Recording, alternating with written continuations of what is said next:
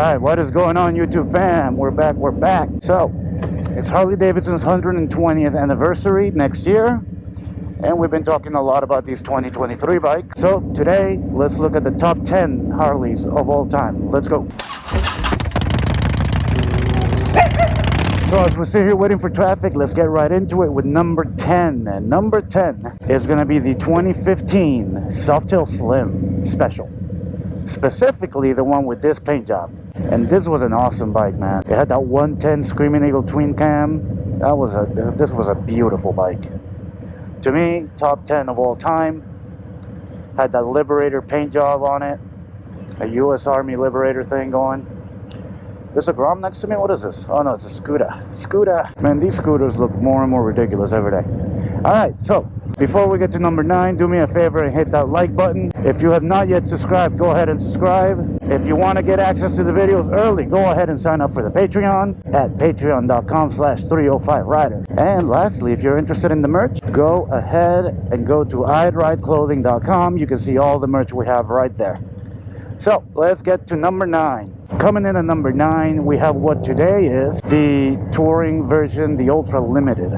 Today is the Ultra Limited. This bike made its first appearance in 1980 as the Tour Glide. And this bike is really what started the really long distance travel on motorcycles becoming a more normal thing. You know, they added the Tour Pack, they expanded saddlebags, which were already a thing, but the Tour Pack really made it into a travel bike. They started putting a lot more creature comforts in it as the years went on, obviously. You know, they put extra cooling systems in the engine. Now they put heated grips, heated seats. You know, there's all kinds of creature comforts on the bike. There's microphones and speakers for the front and the rear, etc., etc., etc., etc. So it started as the Tour Glide back in the 80s. And anything with the designation FLT will fall into this line of motorcycles. And you know, today it remains one of Harley's best sellers because, hey, hello, the street light. Today it remains one of Harley's best sellers because people have falling in love with that long distance travel. You know, all these clubs, they love to go on long trips, long rides.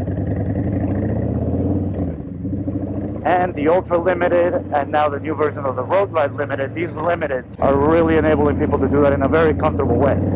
Before I move on to number 8, do me a favor, comment below. Do you agree with my picks? What are your top 10 bikes of all time? Did I get number 10 right? Did I get number 8 right? Let me know. I want to hear from you. I'm sure a ton of people are going to disagree with me. I'm going to get the whole you're not a real biker thing. You know, whatever. These are what I think are the top 10. But I do want to hear from you because I'm always up for a good discussion, and I will reply to your comments. So go ahead below and let me know before we get to number 8. All right, coming in at number 8, we have what I think is probably the most unique Harley of all time. That's going to be, and a lot of people are going to hate this pick, that's going to be the V-Rod, man.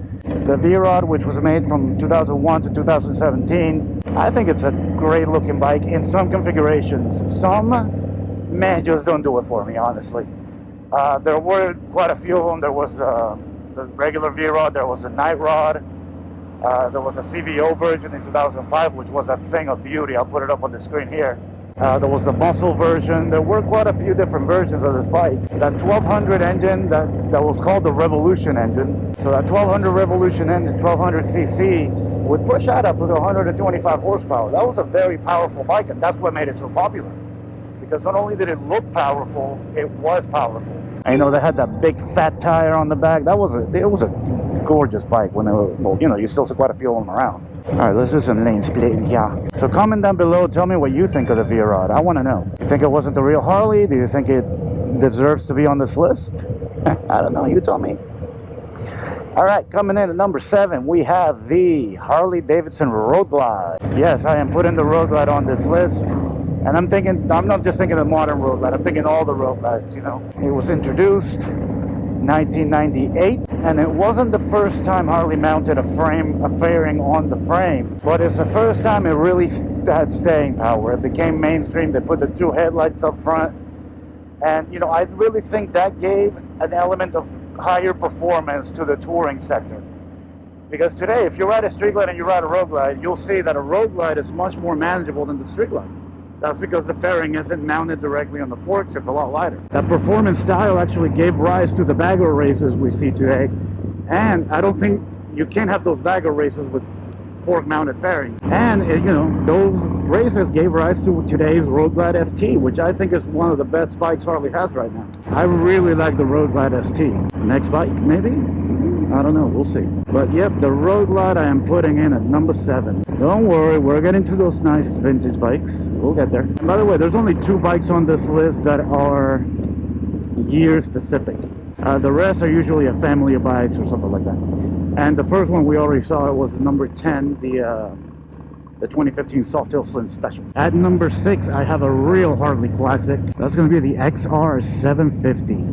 You know, this is one of those timeless Harley bikes. You see it and you just recognize it. Actually, it was such a popular bike that the last iteration of the Sportster Roadster was modeled after the XR 750. This is a bike that won something like 29 out of 37 AMA Grand Championships.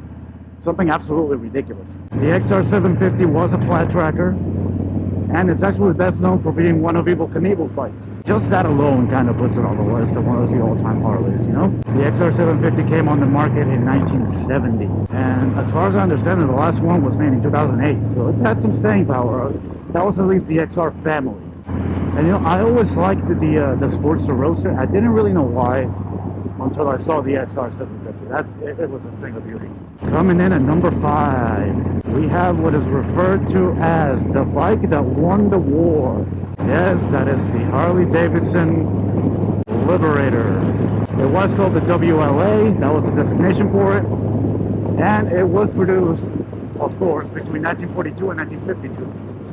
And this thing is just, God, this is one of the most gorgeous bikes ever.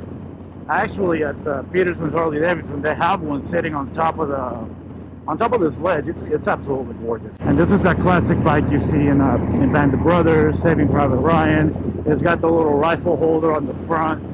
It's just absolutely gorgeous. And Harley, throughout the years, like that 2015 Softail Slim, has made tribute to it. They're actually paying tribute to it now in 2022 with the whole Enthusiast collection. So yes, absolutely, the Liberator comes in at number 5. We're down to the top 4, guys. So you guys agree with my list? Tell me what you think. Would you put the Liberator on this list? I gotta tell you, the top 4 are nothing to sneeze at. Coming in at number 4, a lot of people's favorite bike, especially a lot of old-timers' favorite bike, is the Harley Davidson FXR. FXR started being made in 1982. So, you know, it was a brand new thing back then. They actually call it the engineer's bike because it was so beautifully engineered for the time. It was one of the first bikes where the swing arm was actually attached to or was actually part of the frame. It had the telescopic front forks. It was a real revolution in motorcycling. And, you know, I'm guessing it's still a favorite because, you know, we have this older generation right now. These are the people who really keep the Harley brand and the Harley mystique going. This was probably a lot of their first motorcycles. So, you know, there's no reason why people like to rag on the FXR. Now, the thing I find absolutely gorgeous, or absolutely amazing, is that as the FXR evolved, if you start looking at the FXRs from the 80s and 90s, the lowrider S today and the Softail of today, with these types of fairings and with the lines that they have, especially the lowrider S, very, very much look like the FXR. In fact, the FXR is, I'm guessing it developed into the Dyno Lowrider and so forth, because they look incredibly similar. A lot of these lowriders that you see with the saddleman seats, the club style fairing, the custom paint job, they look like FXRs. So if you'll notice, we still have a 1 year specific rack. I haven't mentioned that. It's not number 3. Because at number 3, we have the Sportster line. The Sportster line, which was around from I think it came into being in the 70s. An absolute revolution and an absolute bestseller for Harley Davidson. It started with the Ironhead engines, and you know that's where the Ironhead 83 got its name from, by the way. And it went all the way to the Evolution engine. And sadly, 2022 is the last year of the traditional Sportster. Yeah, we have this new Sportster line, but honestly, let's all face it, it's not going to be the same. And you know, Sportsters catch a lot of flack for being girl bikes, whatever. I mean, they kept being put out there in massive quantities because they were a customer favorite. People loved their Sportsters. All the Sportsters, as defined by me here, had the XL denominator. The XL 883 being the Iron 883, etc., etc. The current 2022 XL 1200 being the Harley Davidson 48. Obviously, the Iron 883 is a cult favorite, but for me, the best looking Sportster of all time, the 1977 XLCR.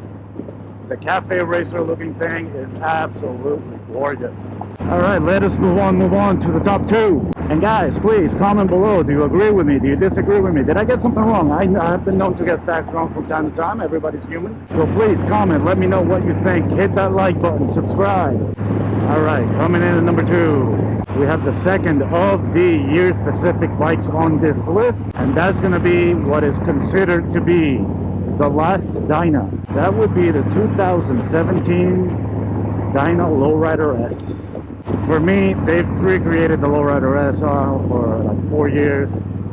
For me, this bike, this Lowrider S, this first iteration of it is just absolutely amazing.